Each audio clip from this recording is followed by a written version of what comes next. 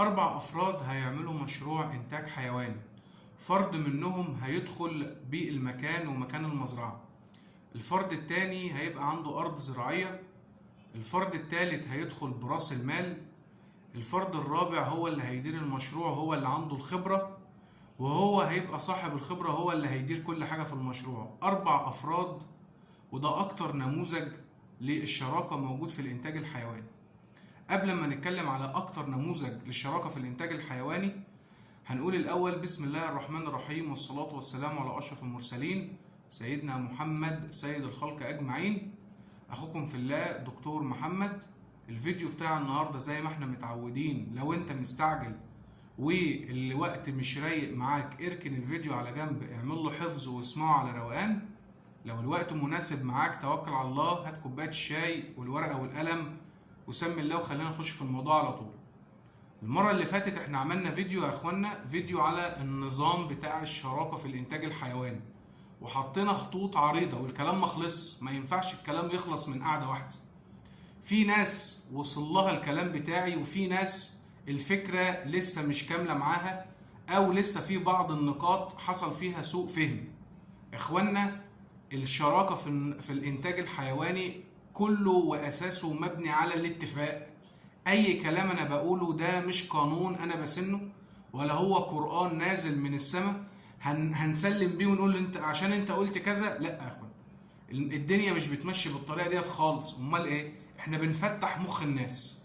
انا بفتح مخ الناس. الفيديوهات ديت فيديوهات يعني الغرض منها في المقام الاول الارشاد والتوعيه، عشان لما تيجي تقعد تتفق مع اصحابك او تخش مع ناس وعايزين تعملوا شركه انتاج حيواني، تبقوا انتوا عارفين انتوا هتقعدوا تتكلموا في ايه. كل واحد فيكم هيبقى عارف هو ليه ايه وعليه ايه. اول حاجه في الشراكه في الانتاج الحيواني يا اخوانا، لازم نتفق الاول على الخساره قبل المكسب.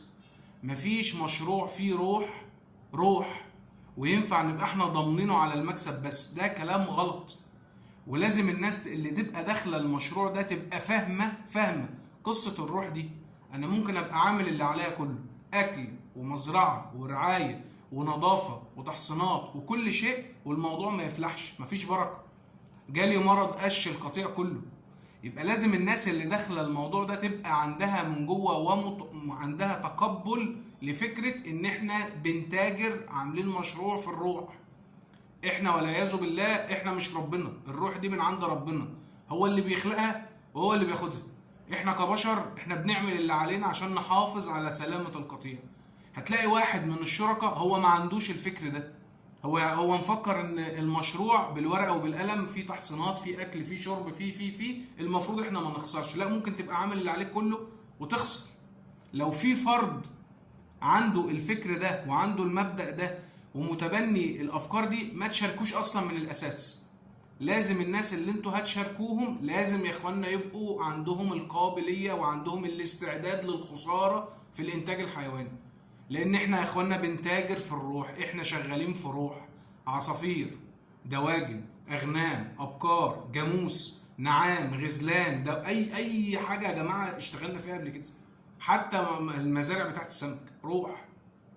يبقى يا اخوانا بعد اذنكم، الناس اللي هنقعد نتكلم معاهم ونتفق معاهم لازم يبقوا متقبلين الفكره دي حته على جنب.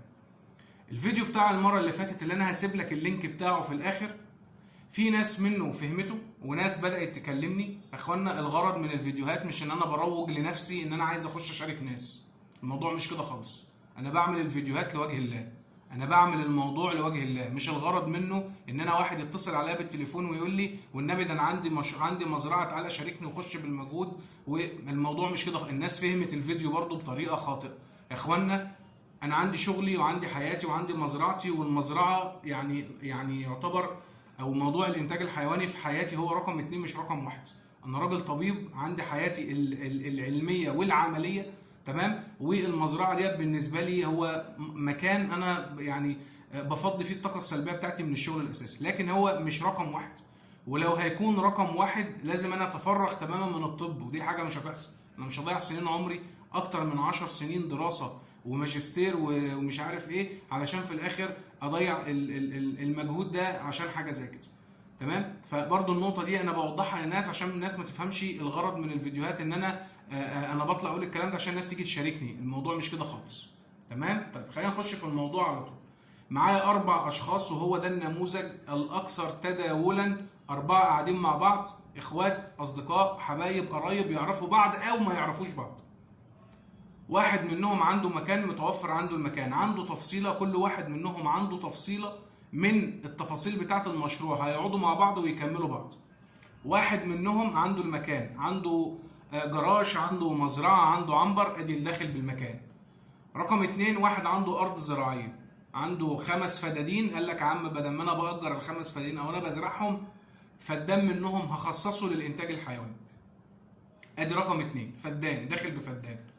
واحد تالت منهم معاه راس مال، واحد ايا كان وظيفته، هو محوش تحويشة 100,000 مش عايز يحطهم في بنك. انا بقول لك الكلام ده اللي احنا قعدنا الكلام ده مع ناس، يقول لك انا عايز اشغلهم في اي حاجه، سمع شويه فيديوهات قال لك الغنم بيكسب، البقر بيكسب، العجول بيكسب، عايزين نعمل مشروع انتاج حيواني، بس ما بفهمش فيه ولا عندي المكان ولا انا فاضي، بس انا فلوسي عايز احطها في حاجه حلال. معاه 100,000.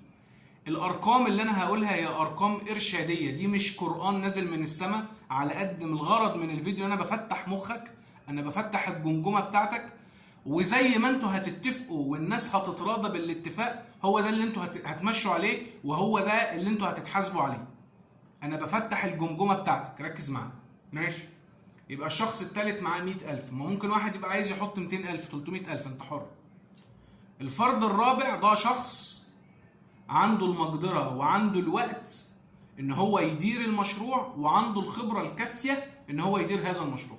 هو رب عجول قبل كده، كان شغال في تسمين العجول، الدنيا جت عليه، معاه وقت فراغ، عنده ساعة الصبح وساعة اخر النهار فاضيين، هيعرف يروح يوالي الحاجة ديت. التفاصيل المملة دي مش عايزينها. بس في واحد مش هيحط فلوس، هو داخل بالوقت والمجهود والإدارة والخبرة. ال4 أشخاص دول يمشوا الدنيا ما بينهم ازاي؟ اولا، ونصيحة من اخوك، اي مشروع فيه اكتر من واحد مش بتاع واحد بس، ابعد عن تربية النعجات. يعني ابعد عن الانتاج، ان انت تجيب قطيع امهات وانت تولد وتعشر وتعمل وتجيب معيز وتهجن ومش عارف ايه. الموضوع ده عايز فرد واحد بس. نصيحة من اخوك، انت حر، بس انا بنصحك لوجه الله.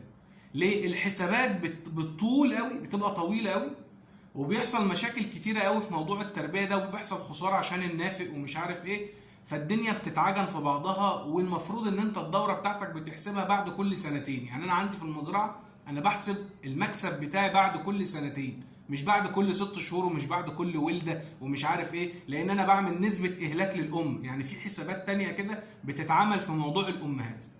طب احنا عايزين نعمل مشروع نعرف نمسكه من بدايته لنهايته. يعني ايه افضل حاجة؟ التسمين.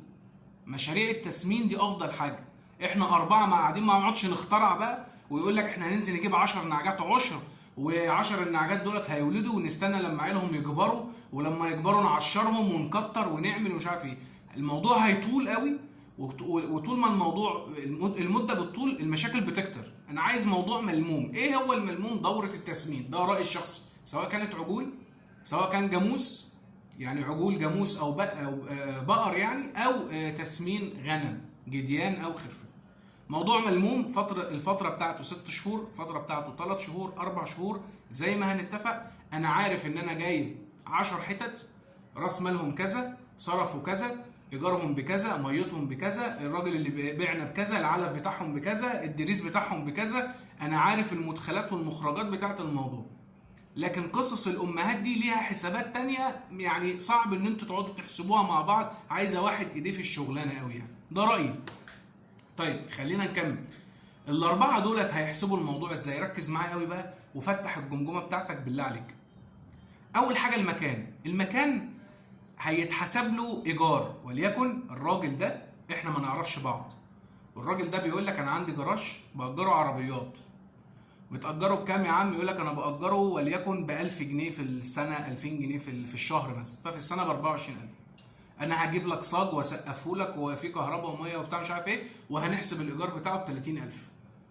رقم 30 ده مش قرآن بقى، انت واخد مزرعة كبيرة خالص ايجارها 100,000 انت حر، 10,000 انت حر، ما بتدفعش ايجار خالص انت حر. ولكن انا بقول لك ازاي الموضوع بنهندله، ازاي الموضوع بنعمل حساباته ازاي. تمام؟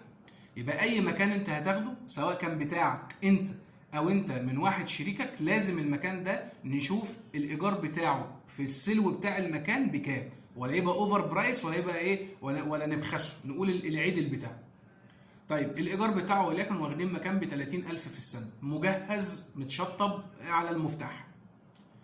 رقم 2 الراجل اللي داخل بالارض ده الفدان بتاعه، احنا قعدنا مع بعض لقينا ان الفدان في المنطقه دي بيتاجر الايجار بتاعه ب 70,000، والفدان ده هو ده اللي احنا هنجيب منه الاكل والشرب بتاع الغنم.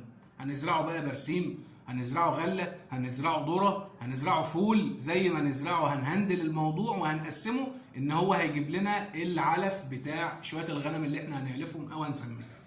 طيب راس المال كام؟ 100,000 جنيه كاش. خد بالك ان احنا لغايه دلوقتي انا معيش في المشروع كله الا ال 100,000 بتوع الشريك رقم 3 اللي دفع 100,000 كاش. بتاع المكان اللي احنا هنأجر منه ده ما ادانيش 30,000، احنا قدرنا ان هو ادانا 30,000 ورحنا خدنا مكان عند واحد غيره، بس هو وفر عليا 30,000. بتاع اللي داخل بالارض الزراعيه هو ما ادانيش 70,000 جنيه، هو وفر عليا ان انا المفروض يبقى معايا 70,000 اروح لواحد غريب اقول له خد ال 70,000 اهو وهأجر منك الفدان ده ب 70,000، يبقى هو اكنه اداني 70,000 ورحت اجرت عند واحد غريب، فهو وفر لي الفدان وما دفعش 70,000 جنيه، يبقى هو داخل المشروع ب 70,000، والاولاني اكنه داخل المشروع ودفع جوه المشروع 30,000. دي ارقام وهميه، ممكن تبقى ازيد من كده على حسب كل اتفاق وكل الناس هيقعدوا يتكلموا مع بعض. وفي واحد فعليا حرفيا دفع كاش، انا شفت بعيني 100,000 على الترابيزه. رقم 4 اللي داخل بالمجهود ده ما دفعش حاجه خالص، ده ما ادانيش حاجه، قال لي انا هخش برنس ومش هدفع حاجه، هخش بالمجهود بس. هنمشي الموضوع ازاي؟ اول حاجه هنقعد احنا الاربعه مع بعض نقرا الفاتحه مع بعض ونستهدى بالله ونشوف الاتفاقات هنمشيها ازاي. انا بقول دي رؤيتي للموضوع. تمام؟ قعدنا الراجل رقم 4 ده قلنا له انت مش هتاخد راتب كل شهر. ليه؟ انا واحد من الناس عندي اعتقاد ان انا لو اديته راتب هو مش هيهمه بقى المشروع نجح المشروع خسر، وركز بقى على التفاصيل والديتيلز الصغيره دي. الله يكرمك، واحد بياخد 1000 جنيه كل شهر، 2000 جنيه كل شهر، هو ملوش دعوه، هو ليه ولا ليه دعوه بقى بالمتابعه ولا حاجه تعبت حاجه خسرت حاجه كسبت، انا ماليش دعوه، انا ليا بالراتب، انا بروح يا عم احط لك الاكل والشرب زي ما انت قلت لي. يبقى ده راجل مش داخل معايا شريك، ده اكنه شغال عامل معانا. لا انا مش عايز دي، انا عايزه تمسكه من ايده اللي بتوجعه عشان يبقى خايف على مالنا. ركز بقى في الكلام، واللي يزعل من كلامي يزعل، انا بقول الكلام بما يرضي الله، لان مفيش حد بيخاف على مال حد. فانا بقول احسن اتفاق اللي الناس كلها الاربعه هم الاربعه يبقوا خايفين على مال بعض. تمام؟ مين هو البيج بوس بتاع الموضوع ده؟ هو رقم 4 ده. لو رقم 4 ده طلع نصاب وحرامي ومش حلو، يعني مش نضيف من جوه وطماع وكلام من ده، يبقى ما هو هيخسر الثلاثه التانيين. يبقى رقم 4 ده لازم ابقى ملجمه، ما احنا حاطين فلوس. وخد بالك انا بقول ارقام صغيره، في ناس بتخش مشاريع بارقام ضخمه. سيبك من 100,000 ده، في واحد يقول لك انا عايز اخش معاك مشروع بمليون جنيه، يبقى انا معايا مليون جنيه اديهم لواحد هو حاطط قاعد في بيته ولا تعبان ولا اي حاجه، وبيجي له مرتب 5000 جنيه كل شهر ومش همه بقى المشروع كسب، قلبه مش على المشروع. لا يا عم، ما بلاها خالص الموضوع ده، بلاها خالص الموضوع ده والله. تمام؟ يبقى احسن حاجه انا بقول لك رايي الشخصي، انا الشخص رقم 4 نقول له يا باشا مفيش رواتب شهريه، مفيش اي حاجه خالص. امال انت ايه؟ انت هتاخد نسبه من الارباح. لو احنا كسبنا هتاخد نسبه، طب احنا ما كسبناش يبقى تعبك ده راح على الارض. انا ده رايي، انت حر. هو وافق على كده وافق، ما وافقش يبقى هو من جواه اصلا كان هيغدر من الاول. خلاص؟ طب النسبه ديت قد ايه؟ انا بقول لك اديله مثلا 10%. ممكن واحد يقعد يقول لك لا والله انا مقدر نسبتي 20%، 20% ارباح، انا مقدر نسبتي 5% ارباح، زي ما تتفقوا. هنرجع ونقول يا اخوانا الموضوع ماشي بالتراضي والاتفاق، سيبك من الكلام ده. انا بفتح، انا برشد، انا بوعي فقط، بفتح الكلام والسكك ان انتوا لما تيجوا تقعدوا تتكلموا هنفتح السكك ديت ازاي، هنتفق عليها ازاي، ده الهدف من الفيديو. يبقى الراجل رقم 4 ده مش هنديله فلوس خالص، هنقول له يا عم بعد كل دورة تسمين او بعد ما نصفي المشروع هنشوف الارباح بتاعتنا ايه، وانت ليك نسبة من الارباح دي. هنتفق على كام؟ وليكن هنديله 10%. يبقى 10% زي ما وهو راجل قال لك طب يا عم انا هاخد 10% من المكسب، ولو لا قدر الله حصلت خسارة انا مش هشيل معاكم في الخسارة، كفاية عليا المجهود بتاعي، المجهود بتاعي وانا مش عايز حاجة، يبقى انا مش هشيل حاجة خالص. ده اتفاق. في ناس تانية تقول لك لا، زي ما انت هتاخد في المكسب تشيل معانا في الخسارة، ما انت البيج بوس بتاع الموضوع وانت اللي ماسك كل حاجة اصلا. ده اتفاق وده اتفاق. يبقى الموضوع هيبقى واقف على ايه؟ يبقى زي ما تتفقوا زي ما تتراضوا ما بينكم وما بين بعض. ادي حاجة. خلينا نشوف الحسابات ماشيه ازاي. المفروض دلوقتي حرفيا المفروض احنا مش حاطين 100,000، المفروض ان احنا حاطين 200,000 جنيه، 30,000 الايجار، 70,000 بتوع الفدان، 100,000 كاش، والراجل الرابع ده ما دفعش حاجه. يبقى انا معايا كام؟ معايا 200,000 جنيه. هل ال 200,000 جنيه انا دفعتهم كلهم على الترابيزه؟ لا، بس احنا بنقول ضمنيا اكن انا دفعت 200,000. يبقى بدايه المشروع 200,000. الراجل الاولاني اللي هو صاحب المزرعه اللي احنا هنأجر منه المزرعه، شوف الحساب ازاي بقى. هو داخل ب 30,000، يبقى هنقسم 30,000 على ال 200,000 وهنضربهم في 100، هتطلع نسبته من الارباح. وخد بالك من صافي الارباح، من صافي الارباح نسبته 15%. الراجل اللي بعد منه بتاع الفدان الارض الزراعيه داخل ب 70,000 على ال 200,000 في 100، هيبقى نسبته 35% من صافي الارباح. الراجل اللي حاطط 100,000 جنيه كاش، 100,000 على ال 200,000 هنضربهم في 100، هيطلع نسبته 50%. امال الراجل الاولاني ده ابو 10% ده من الارباح، من الارباح مش من صافي الارباح. يعني ايه؟ يعني بعد سنه، وليكن احنا بعد سنه احنا حاطين في المشروع 100,000 جنيه ومعايا ارض ومعايا مزرعه، انا ما دفعتش فلوسها ولكن اكن انا دفعت فلوس. المفروض المشروع احنا مقيمين المشروع ده ب 200,000. بعد ما اشتغلنا لمدة سنة دخلنا 4 دورات تسمين، كل 3 شهور عملنا دورة تسمين خرفان وبنبيع وبنجيب وبنبيع وبنجيب وبنبيع. بعد ما خلصنا سنة، بعد 12 شهر بعت كل حاجة، بعت كل الغنم وبشوف الكاش اللي موجود معايا. الكاش اللي موجود معايا الآن 300,000 جنيه. يبقى أنا كسبان ولا أنا خسران؟ لا، يبقى أنا كده المفروض إن أنا كسبان. كسبان كام؟ هتطرح ال 300,000 من ال 200,000 هيطلع لك 100,000. دي الارباح بتاعتك. خد بالك ان انت مطلع الايجار ومطلع مش عارف ايه، العماله هو هياخدها دلوقتي اهوت، فاهم قصدي؟ والاكل انت دافعه، التفاصيل الممله دي انت المفروض ان انت طلعتها خلاص.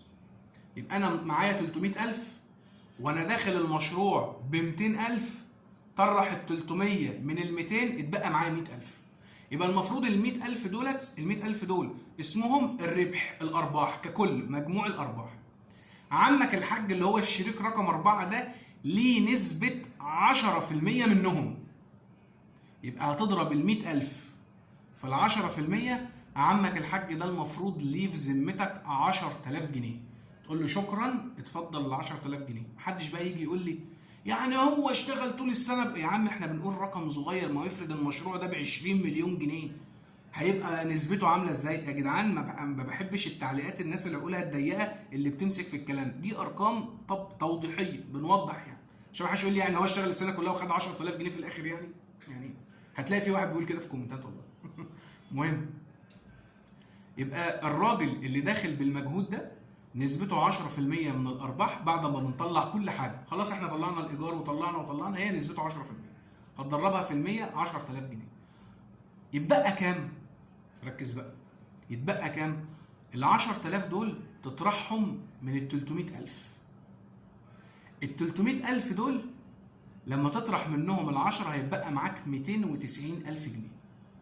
ال 290,000 جنيه دول بقى يتوزعوا ازاي؟ في طريقتين، الطريقتين هيؤدوا الى نفس اللي احنا هنقوله، ان كل واحد ياخد راس ماله الاول. يعني اللي دافع 30,000 ياخد 30,000، واللي دافع 70,000 اللي هم بتوع الفدان ياخد 70,000، واللي دافع ال 100,000 ياخد 100,000. خلاص كده. وبعد كده اللي هيتبقى بعد ما نطلع راس المال، اللي هيتبقى نضربه في النسب اللي هو 15%، 25%، 50%. او من الاول كده ما دام الموضوع جاب راس المال، اضرب في النسب على طول، هيجيب لك راس المال زائد مين كمان؟ زائد المكسب بتاعه. يعني انا معتمد الطريقه دي اللي انا حاسبها. يعني انا المفروض دلوقتي معايا 290,000 جنيه. اللي كان مؤجر المكان، اللي كان احنا واخدين منه ايجار المكان، هتضربه ال 290,000 في 15 على طول. في 15% هيطلع له 43,000 ونص. ده كده راس ماله المفروض اللي هو كان دفعه الاول هم 30,000 جنيه بالارباح بتاعته. اللي كان مديني الارض الزراعيه 290,000 في 35% هيطلع حسابه بالظبط 101,500. 290,000 في 50% هيطلع 145,000 جنيه. 145,000 جنيه ده للشخص اللي كانت نسبته 50% صاحب راس المال اللي حط 100,000 في الاول. دي الطريقه، ده الشكل، دي ازاي الدنيا بنمشيها. خد بالك معظم الناس بتعمل الموضوع ده ليه؟ لان انا دلوقتي لو انا راجل عندي مثلا فدان ارض زراعيه، الناس بتحب انها تشغل فلوسها. يقول لك هو انا ليه ابقى ايجار بس؟ يعني انا ليه معتمد ان المكان ده يدخل لي قيمه ايجاريه ثابته؟ ما انا ممكن اخش مع واحد مشروع والمشروع ده هيجيب لي نفس القيمه الايجاريه ومكسب كمان. يعني تعال نشوفها كده بالورقه وبالقلم زي ما احنا حاسبين. الشخص اللي عنده 5 فدادين، ال5 فدادين دول تتاجروا السنه دي، تتاجروا السنه الجايه، تتاجروا السنه الجايه اللي بعدها، القيمه الايجاريه حتى بتاعتهم ثابته. هو هيأجر النهارده ب 70,000، بعدها ب 70,000، ب 70,000. شوف بقى لما هو دخل مشروع مع واحد محترم وناس خايفه على بعضها، ايه اللي حصل؟ وهو ما عملش حاجه. يعني خد بالك برضه هو ما عملش حاجه. نفس الفدان اللي كان بياخد فيه في الايجار 100,000 جنيه 70,000 جنيه، النهارده لما دخل مشروع مع واحد انتاج حيواني رجع له كام بعد سنه؟ رجع له 101,500,000 و500 جنيه. يعني 101,500 جنيه كسبان. كسبان. يعني داخل له في بتاع 30,000 جنيه او 31,000 جنيه مكسب. 31,000 ونص بالظبط. تقريبا مره ونص اللي هو لو كان مقفل دماغه ويقول لك انا هأجر الارض بتاعتي وماليش دعوه باي حاجه. بس خد بالك لازم الشراكه يبقى الناس كلها قلوبهم على بعض، بيخافوا على قلبها. الخير لما بيجي هيعم على الكل.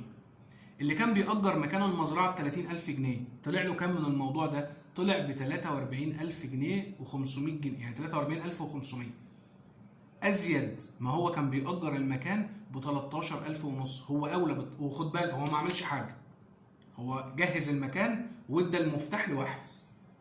شكرا على كده. اللي كان دافع 100,000 جنيه كسب كام؟ كسب 45,000 جنيه في السنه. 45,000 جنيه في السنه ازيد من ارباح البنك. خد بالك البنك نسبته النهارده 35%، 30%، 28%، وفيها شبهه. انا مش هتكلم في الدين عشان لقيت برضو واحد داخل يقول لي انت بتتكلم في الدين ليه يا عم؟ انت ازهري ومش يا عم، انا ولا دين ولا بتاع يا عم. بس يعني ربنا بيقول اتقوا الشبهات. واحنا برضو انا رسول ان انا ابلغ حاجه عن ديني. ما انا مسلم يا جدعان. يعني انا مسلم. يعني انا رسول عن الدين بتاعي. تمام؟ فمش معنى يعني هو الدين مش حكر على الشيوخ بس. فانا ليا راي في الدين، ما دام مش بفتي انا بقول رايي في الدين. لما نيجي نقول ان الشراكه شيء عظيم وشيء حلو وشيء جميل جدا، ده حاجه ما تعبنيش ان انا بقول ان الدين بتاعنا بيحسنا على الشراكه وان احنا نشارك بعض وما نغدرش ببعض ويبقى قلبنا على قلب بعض ومحدش ياكل مال التاني. يعني الكلام ده مش حكر ان الشيوخ بس هم اللي يقولوا الكلام ده. يعني امال احنا في التعاملات الماليه ما بيننا وما بين بعض الشيوخ هتخش تقعد بيننا؟ يعني عشان عايز اعمل مشروع اجيب شيخ اقول له تعالى اقعد اتفق؟ هيقول لك اول حاجه الشيخ هيقول لك انتوا اتفقتوا على ايه؟ اللي انتوا اتفقتوا عليه مشوا عليه. يعني ما اعرفش برضه، بحس ان في ناس يعني عشان ما اطلعش بره الموضوع. المهم يبقى واحد معاه 100,000 جنيه حطهم في مشروع انتاج حيواني، بعد سنه ال 100,000 بقوا 145,000، كسب 45,000 جنيه وهو قاعد في بيته ما تعبش وما عرقش. الشخص اللي هو بيشتغل ب 10,000 ممكن ده يكون صنايعي، يعني ممكن يكون شخص صنايعي اصلا. تمام؟ الشخص ده المواليه بالنسبه له حاجه سهله، لان هو ايده في الشغلانه، بيطلع نص ساعه الصبح ونص ساعه اخر النهار وجاله مبلغ اخر السنه، مبلغ وليكن يكون بسيط بس لان هو مش مساهم باي حاجه. هو ممكن يعمل ال 10,000 دول يدخلهم يبقوا نسبه من راس المال، السنه اللي بعدها يبدا يكبر واحده واحده. الدنيا بتمشي كده لو احنا كلنا قلوبنا على قلوب بعض وبنخاف على مال بعض. ده رايي الصراحه. ده كده الدنيا بنمشيها ازاي لو في مكسب. اللي هيزعل الناس بقى لما نزعل الناس في خساره. خلينا نقول الخساره بقى نحسبها ازاي. اول حاجه الخساره عملنا المشروع كله وجينا في اخر السنه بنصفي، بعنا الغنم وبعنا كل شيء، لقينا احنا لمينا 150,000 جنيه. لمينا كام؟ 150,000. كده في خساره، كده في خساره، لان المفروض ان المشروع ب 200,000. انا هقول بقى 4 احتمالات في الخساره دي، ركز معايا قوي وانسى اللي فات. انا عارف الفيديو ممكن بيطول وبيطول والله غصب عني، بس انا يعني ايه، عايز اقول كل حاجه جوايا، يعني عايز اقول للناس كل حاجه، فاهم قصدي؟ مهم، انا في خساره كده، في خساره، نحسبها ازاي بقى؟ شوف بقى الاحتمالات كلها. اول حاجه احنا 4 اصحاب وواكلين عيش وملح مع بعض ونعرف بعض. اول حاجه هنفكر فيها ايه؟ يعني انا و3 اصحاب، اول حاجه هنقول ايه؟ هنقول ان اللي حاطط فلوس، انا بقول ده انا هتعامل كده يعني. هنقول اول حاجه اللي حاطط فلوس بجد بجد ياخد فلوسه، وبعد كده نشوف الدنيا هيبقى فيها ايه. يعني ايه؟ يعني ال 150,000 دولت هندي لصاحب راس المال اللي حاطط بجد 100,000 جنيه، هنديله ال 100,000 دولار في ايده، يعني ياخدهم، وهيتبقى 50,000.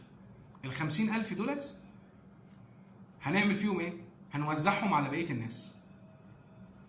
الشخص اللي كان داخل بالمجهود هنضرب 50,000 في 10%، هيطلع له 5,000 جنيه. يبقى هو برضو ما اشتغلش ببلاش، بس خد بالك احنا بنلم الموضوع علشان نراضي الناس كلها. وانا بقول لك الكلام ده في وقت الخساره، يبقى الهدف ان الناس كلها تتراضى. احنا طالعين باقل الخسائر، عشان بس محدش يقول ايه اللي انت بتقوله ده، الدنيا ما تمشيش كده يا عم. احنا بنقول احنا عارفين بعض واحنا اخوات واصحاب مع بعض، عايزين نطلع واحنا برضو محافظين على الصداقه والاخوه اللي ما بيننا، ما يبقاش المشروع خسرنا العيش والملح. يبقى يبقى 50,000 ناقص ال 5,000، كده الشريك الرابع خد 5,000 جنيه. ويا عم سامح، هتتقال كده سامح. بتاع المكان اللي هو احنا خدنا منه المكان لمدة سنة، هتدربها في نفس الكلام، هيبقى معاك 45,000 جنيه، هتدربهم في ال 15%، هياخد 6,750 جنيه. بتاع الأرض الزراعية هياخد 15,750 جنيه. بتاع راس المال، اصبر عليا، ما تتغشمش، اصبر عليا. بتاع راس المال هياخد 22,500 جنيه. بتاع المجهود هياخد 5,000 جنيه. دي التوزيع. واحد يقول لك يعني بتاع راس المال حط 100,000 وبعد سنه خد 22,500، لا الكلام ده مش حلال. احنا لا يا عم، الراجل ده هياخد 100,000 وحلال عليه، واحنا بقيه الفلوس نوزعها عليه، ماشي. ده احتمال تاني، ده احتمال تاني. انا بقول لك لو احنا قاعدين وبنتعاتب وقاعدين بنتحاسب، ده الكلام اللي ممكن يجي مع الناس. يبقى الراجل بتاع راس المال ده مش هياخد حاجه خالص، هياخد ال 100,000 بس، ومش هياخد اي حاجه تاني. ال 50,000 تتوزع على 3 بس، هو يطلع بره الموضوع خالص. بتاع المجهود هياخد 5,000 جنيه. بتاع المكان هياخد 18,000 جنيه. وبتاع الارض هياخد 27,000 جنيه. حسبتها ازاي؟ ان النسبه بتاعه راس المال اللي هي كانت 50 اللي هي كانت 50%، هتتقسم عليهم هما الاثنين، فهتبقى النسبه بتاعه المكان، الشخص اللي كان داخل المكان، بدل ما كانت 35%، هيبقى بدل ما كانت 15%، هتبقى نسبته 40%. يعني ال 50% دولت هنقسمهم 2، 25 و25، وهنحط ال 25% دولت على بتاع المكان، وهنحط ال 25% على بتاع الارض الزراعيه، فهتبقى الان نسبتهم كام؟ 40-60. هنوزع الفلوس اللي باقيه بالنسبه دي 40-60. هو سواء كده او كده هما نسبتهم هما الاثنين من الاول كان في فرق ما بينهم 20%، لان كان واحد 15% وكان في واحد 35%. فما زالت النسبه، الفرق اللي ما بينهم في الفلوس اللي هم كانوا حاطينها ضمنيا، ما زالت النسبه ما بينهم 20%. ده هيبقى نسبته 40% وده هيبقى نسبته 60%. فلما تيجي تضرب 40% في ال 45,000 هيطلع لك ال 18,000 جنيه، و 60% في ال 45,000 هيطلع لك 27,000 جنيه. خد بالك الناس ديت هي اللي خسرانه. بتاع صاحب راس المال هو اللي ما خسرش. هو يمكن خسر، يقول لك بحسابات الناس بقى، اللي هي حسابات الناس بتاعتنا، يعني يقول لك ايه يا عم انا كنت حطيتهم في بنك كان زمانهم جابوا لي النهارده 28000 جنيه ولا 30000 جنيه. انا كده ايه اللي فادني من المشروع ده؟ ما انا كنت حاططهم في بنك وبعد سنه هي الناس يقول لك ما كفايه عليك ان انت اكنك كنت حاططهم وما خدتش الفوائد بتاعتهم او ما خدتش الفلوس بتاعتهم. طب الناس التانيه ديت هنرضيها ازاي؟ هنرضيها نقول له يا عم المكان مكانك، وانت المفروض بدل ما انت كنت بتأجره ب 30000 في السنه اكنك اجرته ب 18000. الراجل بتاع الفدان الزراعي بدل ما كان بيأجره ب 70000 أجره ب 27000. ده كلام احنا قاعدين اخوات وبنحل الموضوع تمام، وقلبنا على قلب بعض، ومش هاممنا الفلوس في المقام الاول. احنا هاممنا ان احنا اصحاب دخلنا تجربه، خضنا تجربه، اتعلمنا منها، ونشوف مين او ايه هو سبب الخساره. هنكمل مع بعض، هنكمل ونحط اتفاقات جديده. مش هنكمل مع بعض احنا طالعين ومتراضين وكلنا اصحاب ومفيش حد قلبه يعني في قلبه حاجه من التاني. دي طريقه ما يعرفوش بعض بقى. يعني ايه ما يعرفوش بعض؟ احنا ما نعرفش بعض، انا واحد من الشرق وانت من الغرب وواحد من الشمال وواحد من الجنوب، هيقعدوا مع بعض هياخدوا كل واحد جنيه من عين التاني. ركز بقى قوي في الكلام ده. الراجل بتاع المجهود لما لقى ان الموضوع فيه خساره، ما خد بالك احنا كده المفروض المشروع احنا شغالين ب 200000، دلوقتي المشروع لامم 150، يعني احنا خسرانين 50000 جنيه. قال لك يا عم لا يا عم انا ماليش دعوه، انا كنت متفق من الاول على الارباح بس، ولو حصلت خساره انا مش هشيل معاكم في الخساره، انا كفايه عليا المجهود اللي انا تعبت طول السنه وفي الاخر طلعت بلوش. اركنوا بقى. ده لو انت كنت متفق على كده من الاول، لان انا هقول الاحتمال التاني. الباقي كام؟ معانا كام؟ معانا 150000 جنيه. 150000 هيتقسموا ازاي؟ ما خد بالك ال 150000 الرابع طلع هيتقسموا بنفس النسبه بتاعت المكسب. يعني ايه؟ يعني الراجل بتاع المكان هياخد 22500 جنيه، هتضرب ال 150000 في نسبته اللي هي 15%. 150000 في 35% هيطلع لك 25500. الراجل بتاع راس المال هيبقى 75000 جنيه، خسر 25000 جنيه. ركز بقى في الكلام ده. لو احنا ما نعرفش بعض كده في خساره، وكده الخساره متقسمه بالعدل. ركز بقى، كده الخساره متقسمه بالعدل. يعني ايه؟ احنا ما نعرفش بعض. واحد يقول لك يا عم انا ماليش دعوه، انا كنت باجر المخزن ده ب 30000، المشروع بتاعكم ده خسرني، ما انا كنت اجرتهم، انا ماليش دعوه. انت بقى راس مالك مش راس مالي، انا برضو ورايا كوم لحم باكل عيالي، الموضوع ده عامل جمعيات، عليا فلوس، عليا اقساط، زي كان. يبقى الراجل ده نسبته على المكسب والخساره 15%. احنا دلوقتي لمينا كام؟ لمينا 150000 جنيه. لما تيجي تدربهم في ال 15% يبقى الراجل ده هياخد 22500 جنيه. يعني هو خسران كام؟ خسران 7500 جنيه عن الفلوس الاساسيه لو كان اجر المكان ده لحد تاني. لازم اقول الكلام ده ليه؟ لان دايما في ناس هوايتها انها تعمل البحر طحينه لغايه لما يجيبك عنده ويقول لك انا عندي مشروع مفيش منه، رب غنم ومكسب وي وهنعمل وهنكسب وهنركب عربيات BMW في خلال سنه وهنركب طيارات، هنشتري قطورات من الغنم. وتلاقي عمال يتكلم وما بيجيبش سيره الخساره خالص، وانت الكلام عجبك وكلامه مزوق وراجل كلامنجي ومش عارف ايه. يا عم طب ما تجيب 100، طب ما تجيب 200، انت 100 على 100 من ده على 100 من ده، هوب. لا والله ده المشروع ما نفعش يا اخوانا، والله الغنم ماتت، الغنم جالها شوطه، جالها دور، جالها مش عارف ايه، وهو ولا عليه، هو داخل بالمجهود. قال لك صابت خابت، انا كده مش دافع حاجه من جيبي. بيحصل بيحصل، عشان بس بيحصل وشفناه وعشناه. يبقى الناس لازم تسمع وتتفق على الخساره ويسمعوا الكلام ده. ساعتها وانا على البر اقرر ان انا اخد المجازفه دي، اخد الريسك ده واتوكل على الله. وهو كده الرزق عايز قلبك جامد، خش ودوس، استحمل الخساره، الم الخساره، خد لك قلم 2 3 4 10، بعد ال10 تقف على حيلك، تبقى معلم في السوق، تعرف تكسب. الناس كلها كده، محدش اتولد الا لما خد على قفاه مره واثنين وثلاثه واربعه لغايه لما بقى معلم. يبقى عارف الالم اصلا هيجي منين ويتفاداه. الدنيا ماشيه كده، العالم ماشي كده. مفيش واحد اتولد معلم، واللي يقول لك انا اتولدت معلم يبقى مش معلم. مفيش حاجه اسمها كده في اي شغلانه، حتى في الطب. مفيش واحد اتولد دكتور، لازم يغلط مره واثنين وثلاثه ويتعلم ويروح ويجي لغايه لما يبقى دكتور ذو شأن وليه سمعه كويسه. اي مهنه كده. بس انا بقول لك المهنه بتاعت تربيه الغنم او مشاريع الانتاج الحيواني دي دايما الناس عينيها بتزغلل على المكسب. يقول لك احنا هنحط ال100 من هنا هيبقوا 200 من هنا. طب افرض ال100 بقوا 50، ما بيتقالش الكلام ده، ما بيتقالش. طيب خلينا عشان الفيديو ما يطولش مننا. الاحتمال التاني اللي هو انا بقول ده اكثر عدلا في كل اللي انا قلته، يعني عشان ده اللي انا هقفل فيه الفيديو، اللي هو ايه؟ احنا ما نعرفش بعض خالص وكاتبين ورق، واي حد هيخش المشروع الجنيه اللي هيتحط هاخده من عينك، ما تجيش تقول لي ده جنيه ده احنا بنجيب بيه البانه. مفيش حاجه اسمها كده، مش هسيب لك الجنيه.